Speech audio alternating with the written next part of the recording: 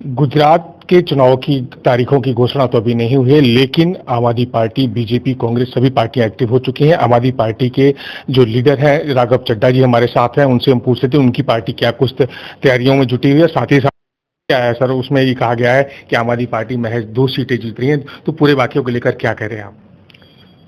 आम आदमी पार्टी 2022 का चुनाव गुजरात में जीतने जा रही है, ये पुष्टि खुद भारत सरकार की सबसे महत्वपूर्ण माने जाने वाली और सबसे पुख्ता माने जाने वाली आईबी विभाग ने किया है।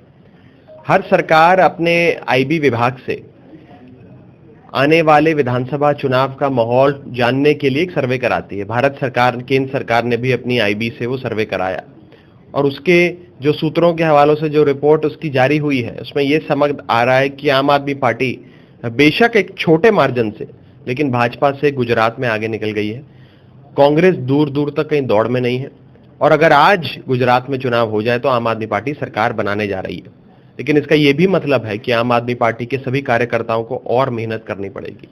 छोटे से बहुमत से काम नहीं चलेगा। हम एक ऐसे दौर में जी रहे हैं जहां भाजपा सरेआम, जैसे आप और हम सब्जी खरीदते हैं मंडी में, ऐसे भाजपा हिंदुस्तान में विधायक खरीदती है। तो हम एक ऐसे दौर में जी रहे हैं जहां छोटे से बहुमत से बात नहीं बनेगी, एक बड़ा बहुमत चाहिए। इसीलिए समस्त कार्यकर्ताओं को, साथियों को खूब अभी मेहनत और करनी है गुजरात में। सर, सी रिपोर्टर नामक एक सर्वे है, उसमें आम आदमी पार्टी को महज स्टेट में 2 सीटें बताई जा रही हैं, इसको लेकर क्या कहेंगे? देखिए, ये वही सर्वे है जिसने दिल्ली में जब आम आदमी पार्टी 2015 में चुनाव लड़ने जा रही थी तो कहा था कि 5-7 सीटें आएंगी और हमारी 70 में से 62, उस समय 67 सीटें आई थी। तो मेरा अपना ये मानना है कि असल सर्वे लोगों के बीच जाकर आप देखें। कल अरविंद केजरीवाल जी की, भगवंत मान साहब की जो रैली थी गुजरात में, जो जन सैलाब उसमें उमड़ा, शायद प्रधानमंत्री मोदी जी और गृह मंत्री अमित शाह जी की भी रैली में इतना जन सैलाब नहीं उमड़ता है। सूरत में हमने कल एक शानदार रोड शो किया। लोग आ रहे हैं, हाथ मिला रहे हैं, गले मिला रहे हैं, आशीर्वाद दे रहे हैं और ये बस ये एक ही बात कह रहे हैं कि 27 साल से एक ही अहंकारी सरकार का शासन देख के हम थक गए हैं, हम ऊब गए हैं, हमें बदलाव चाहिए, परिवर्तन चाहिए। इसीलिए सबके दिल में एक ही बात है, परिवर्तन, परिवर्तन और परिवर्तन। तो आपकी तरफ से क्या लग रहा है, कितनी सीटें आएंगी? क्योंकि सर्वे तो मान लीजिए 2 सीटें बता रहा है, तो आपके अंदाज से क्या लग रहा है कितनी सीटें आम आदमी पार्टी गुजरात में? जैसा कि मैंने कहा कि आईबी का सर्वे ये बता रहा है कि आम आदमी पार्टी की गुजरात में सरकार बनने जा रही है और हर पार्टी अपना सर्वे कराती है। हम भी आने वाले जब चुनावों की घोषणा होगी, चुनावों का रंग चढ़ेगा तो जरूर सर्वे कराएंगे। लेकिन आज गुजरात की वास्तविकता कुछ ऐसी है कि एक तरफ कांग्रेस जो पूरी तरीके से थक गई है, टूट गई है, बिखर गई है, जो आज भाजपा को कहीं भी मुकाबला नहीं दे पा रही है, तो कांग्रेस का मतदाता जो है वो आम आदमी पार्टी की ओर देख रहा है कि शायद आम आदमी पार्टी भाजपा को हरा दे। दूसरी ओर भारतीय जनता पार्टी है जिससे उसके खुद के कार्यकर्ता, उसके नेता और मतदाता और गुजरात के लोग जो भाजपा को वोट देते आए वो परेशान है, वो थक गए, ऊब गए हैं, बदलाव चाहते हैं। और एक तरफ है non BJP, non Congress voter जो आम आदमी पार्टी की ओर बड़ी उम्मीद से देख रहा है। तो जब तीनों प्रकार का जो मतदाता है वो आम आदमी पार्टी की ओर आना चाहता है, आम आदमी पार्टी का दामन थामना चाहता है, तो मुझे गुजरात में जो दिल्ली 2015 और 2020 के विधानसभा चुनाव में हुआ, जो पंजाब के 2022 के चुनाव में हुआ, कुछ वैसा ही चमत्कार गुजरात में होता नजर आ रहा है। सर, आखिरी सवाल ये है क्योंकि गुजरात में पिछले कई सालों से बीजेपी शासन में है, उनका एक अपना एक संगठन है, मजबूत संगठन है। कांग्रेस इतने सालों में जो नहीं कर पाई, विपक्ष में रहने के बावजूद जब भी चुनाव तो कांग्रेस हार गई, तो आम आदमी पार्टी को ऐसा क्या लग रहा है कि आम आदमी पार्टी के पास कोई जादू छड़ी है, वो इनको तुरंत हरा देंगे? क्या लग रहा है आपको, कैसे हरा पाएंगे इनको?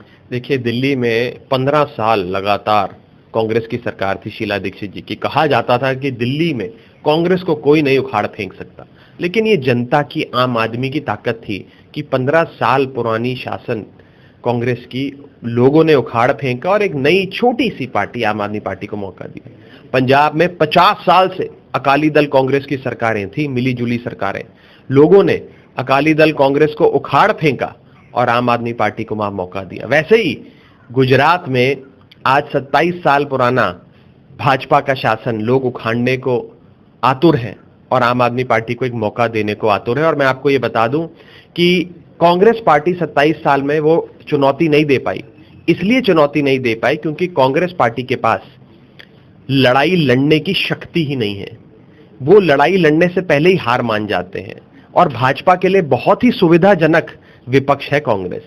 जब भाजपा की कांग्रेस से लड़ाई होती है या चुनाव मोदी बनाम राहुल गांधी होता है तो वो चुनाव तो शुरू होने से पहले ही खत्म हो जाता है और बीजेपी जीत जाती। लेकिन जब जब अरविंद केजरीवाल और आम आदमी पार्टी से टक्कर होती है, मुकाबला होता है और उसमें आम आदमी पार्टी जीतती है, तो लोग विकल्प चाह रहे हैं, विकल्प मिल नहीं रहा क्योंकि कांग्रेस विकल्प नहीं थी। लेकिन जब आम आदमी पार्टी जैसा विकल्प, एक वाइबल ऑल्टरनेटिव लोगों को नजर आया तो लोगों ने उसको लपक के पकड़ लिया और एक मौका दिया। आज लोग क्या कहते हैं, जब मैं एक युवा हूं, 32-33 साल का हूं, मैं 25 साल, 27 साल, 30 साल, 35 साल के एक युवा गुजराती से मिलता हूं, बात करता हूं, उनसे पूछता हूं, तो वो कहते हैं कि हमने तो जब से होश संभाला हमने एक ही पार्टी की सरकार देखी, हमने तो किसी और पार्टी की सरकार ही नहीं देखी। सब परिवर्तन चाहते हैं। गुजरात के मतदाता के मन में 3 चीजें हैं, परिवर्तन, परिवर्तन और परिवर्तन। क्या संगठन इतना मजबूत है आपका कि गुजरात में भी आप नए हैं, पहली बार चुनावी मैदान में उतर रहे हैं, तो संगठन भी तो होना चाहिए एक आम आदमी पार्टी का। जिस तरह से बीजेपी कितने सालों से संगठन मजबूत करके बैठी है, ये अमित शाह का भी गढ़ कहा जाता है, नरेंद्र मोदी का भी गढ़ है गुजरात। लोग ये भी कहते हैं कि दिल्ली और पंजाब अलग प्रकार के राज्य हैं, गुजरात अलग राज्य है। तो ऐसे में आप आम आदमी पार्टी कैसे जीत की उम्मीद देख रही है? देखिए, पहली चीज, हमारा संगठन आज भाजपा को मुकाबला देने जितना मजबूत संगठन है गुजरात में। कांग्रेस के मुकाबले हमारा संगठन गुजरात में बहुत आगे निकल चुका है।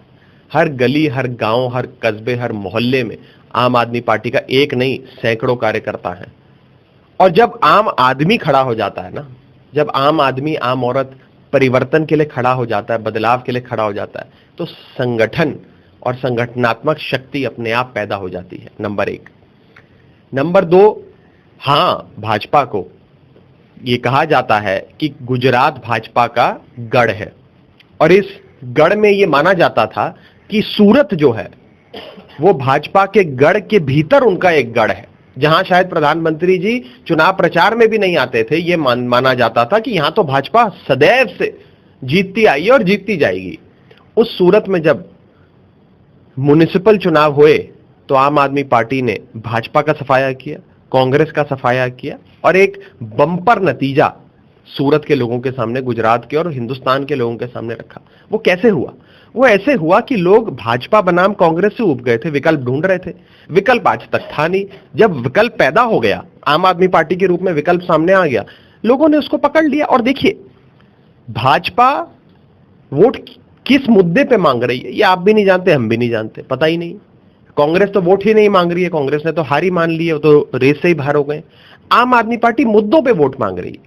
हम अरविंद केजरीवाल जी की गारंटी लेकर लोगों के बीच जा रहे हैं, कह रहे हैं 300 यूनिट मुफ्त बिजली देंगे, 24 घंटे 7 दिन बिजली देंगे, किसान को न्यूनतम समर्थन मूल्य हर फसल पे देंगे, हर युवक को रोजगार देंगे, जब तक रोजगार नहीं मिलेगा 3000 रुपए बेरोजगारी भत्ता देंगे, हर महिला को जो 18 वर्ष से अधिक आयु की है उसको 1000 रुपए महीने का आर्थिक सपोर्ट देंगे। ये सारे वादे लेकर एक इकोनॉमिक अपलिफ्टमेंट, आर्थिक तौर पे साधारण गुजराती को कैसे गरीबी से निकाल कर उसकी जेब में खर्चे के लिए पैसा डाला जाए, सम्मानजनक जीवन जीने के लिए जेब में पैसा डाला जाए, उसका एक मॉडल लोगों के सामने ले जा रहे हैं।